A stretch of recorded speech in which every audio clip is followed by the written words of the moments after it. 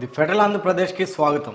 భారతదేశంలోనే ఒక గొప్ప నగరంగా అంతర్జాతీయ స్థాయిలో ఇంటర్నేషనల్ స్టాండర్డ్స్తో ఒక గొప్ప అంతర్జాతీయ నగరంగా అమరావతిని తీర్చిదిద్దుతాను అని సీఎం నారా చంద్రబాబు నాయుడు చెప్తున్న నేపథ్యంలో దాని చుట్టూ లక్షల కోట్లు పెట్టుబడులు దాని చుట్టూ అలుముకున్న నేపథ్యంలో ఇంత భారీగా ఆంధ్రప్రదేశ్కి ఒక ప్రధానమైనటువంటి గ్రోత్ ఇంజన్గా ఆర్థిక వనరుగా అమరావతిని తీర్చిదిద్దుతాను, ఆ విధంగా దానిని నిర్మిస్తాను, భవిష్యత్తులో దాని మీదే ఆంధ్రప్రదేశ్ రాష్ట్రానికి ప్రధాన ఆదాయం సమకూర్చే విధంగా ఆదాయ వనరుగా గ్రోత్ ఇంజన్గా తయారు చేస్తాను అని చెప్తున్న నేపథ్యంలో ఉమ్మడి రాష్ట్రంలో హైదరాబాదు కేంద్రంగా హైదరాబాదు రాజధాని అయినటువంటి హైదరాబాద్ నగరం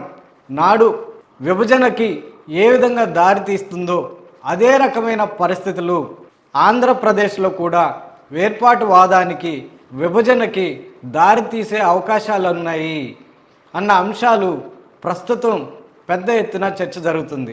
గత చరిత్రను ఉమ్మడి రాష్ట్రంలో హైదరాబాదు దాని చుట్టూ పోగైనటువంటి సంపద, ఈ అంశాలన్నీ ఆ చరిత్రను విస్మరించి ప్రస్తుతం ఆంధ్రప్రదేశ్ రాష్ట్ర రాజధానిగా ఇటీవలే చట్టబద్ధత వచ్చినటువంటి అమరావతి చుట్టూ లక్షల కోట్లు సంపదను, లక్షల కోట్ల పెట్టుబడును దాని చుట్టూ అలుముకునేటట్టు చేయడము, చుట్టుముట్టేటట్టు చేయడము విభజన వాదానికి దారి తీయకుండా ఎలా ఉంటుంది అన్న చర్చ అయితే అన్ని వర్గాల ప్రజల్లో, రాజకీయ విశ్లేషకుల్లో ఈ చర్చ అయితే పెద్ద ఎత్తున జరుగుతుంది.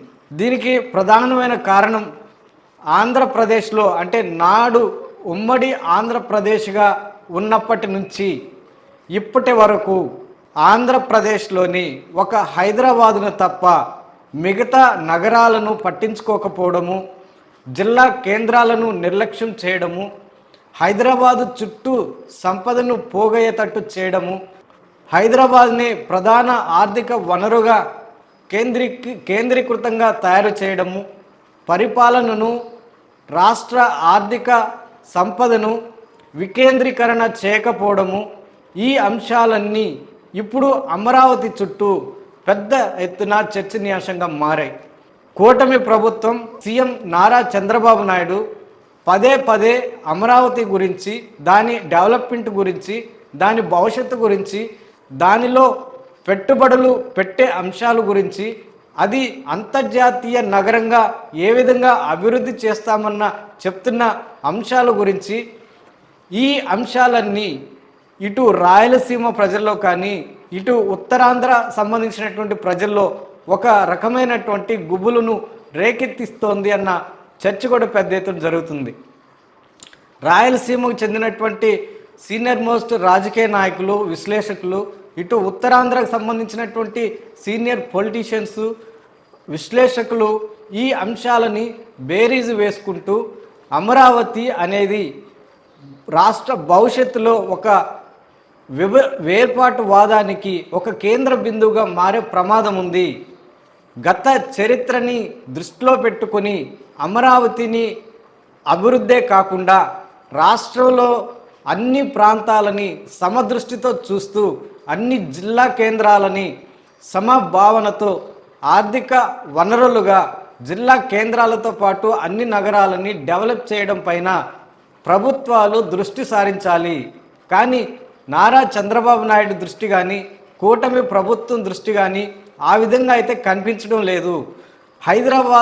గతంలో హైదరాబాద్ని ఏ విధంగా అయితే కేంద్రీకరించారో, హైదరాబాదు చుట్టూ అప్పటి ఉమ్మడి రాష్ట్ర సంపదను ఏ విధంగా అయితే పోగు చేశారో అదేవిధంగా అమరావతిని కూడా చూస్తున్నారు.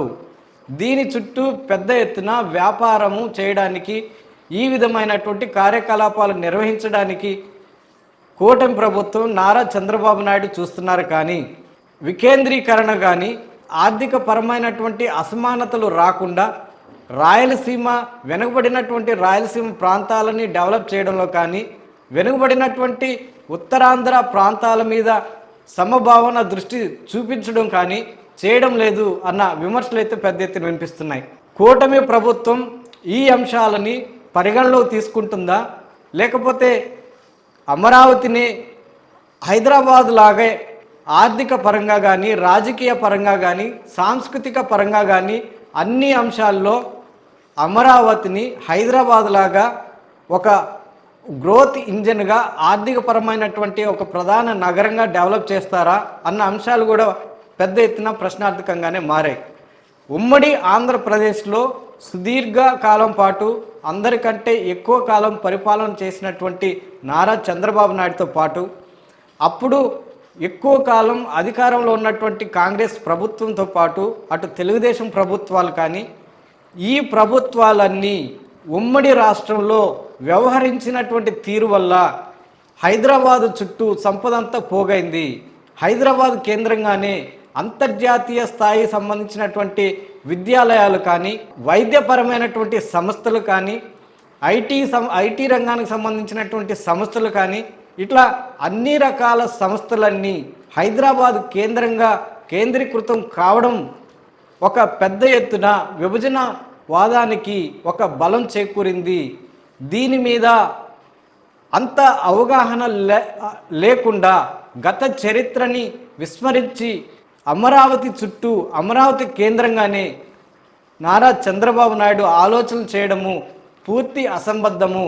ఇది భవిష్యత్తులో విభజన వాదానికి దారితీసే ప్రమాదాలు ఉన్నాయి అన్న చర్చలు అయితే పెద్ద ఎత్తున జరుగుతున్నాయి. ఒకవేళ హైదరాబాద్ లాగే అమరావతి మీద ప్రధానంగా దృష్టి కేంద్రీకరించినట్లయితే గ్రేటర్ రాయలసీమ లేకపోతే ప్రత్యేక రాయలసీమ వాదం బలపడే అవకాశం ఉంది. ఎందుకంటే రాయలసీమ ప్రాంతంలో ఉన్నటువంటి ప్రాజెక్టులు కానీ, ఉపాధి కోసము ఇతర ప్రాంతాలకు వెళుతున్నటువంటి వలసలను నిలువరించడంలో కానీ ప్రభుత్వం పటిష్టమైనటువంటి చర్యలు తీసుకోకపోతే ఈ ప్రత్యేక గ్రేటర్ రాయలసీమ వాదం బలపడే అవకాశం ఉంది. దీంతోపాటు ఉత్తరాంధ్రలో కూడా ఇదే విధమైనటువంటి ఆర్థిక అసమానతలు కూడినటువంటి పరిస్థితులు తాండవిల్లుతున్నాయి.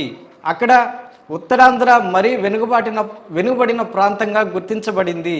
ఈ ప్రాంతంలో ప్రధానంగా ఆర్థిక పరమైనటువంటి అభివృద్ధి కార్యక్రమాలు చేపట్టకపోయినట్లయితే ఆ ప్రాంతంలో ఇప్పటికీ ఇతర ప్రాంతాలకు పొట్ట చేత పట్టుకుని వలసలు వెళుతున్న నేపథ్యంలో అమరావతి చుట్టూ ఈ సంపద పోగైనట్లయితే అది కూడా వేర్పాటువాదానికి దారితీసే అవకాశాలు ఉన్నాయి అన్న చర్చలు అయితే పెద్ద ఎత్తున జరుగుతున్నాయి. ఈ నేపథ్యంలో ఆంధ్రప్రదేశ్లో అమరావతి చుట్టూ జరుగుతున్న చర్చల నేపథ్యంలో విభిన్న అభిప్రాయాలు వస్తున్న నేపథ్యంలో ముఖ్యమంత్రి కానీ, కూటమి ప్రభుత్వం కానీ అమరావతిని హైదరాబాద్ లాగే గతంలో చేసినట్లు కానీ చేస్తారా, లేకపోతే ఆంధ్రప్రదేశ్లోని అన్ని ప్రాంతాలని, అన్ని నగరాలని, అన్ని జిల్లా కేంద్రాలని ఆర్థిక వనరులుగా, ఆర్థికపరమైనటువంటి ఆదాయాలు వచ్చే విధంగా ప్రణాళికలు వేసి వాటి డెవలప్మెంట్ కోసం ప్రత్యేక కార్యాచరణ చేపడతారా అన్నది భవిష్యత్తులో చూద్దాం.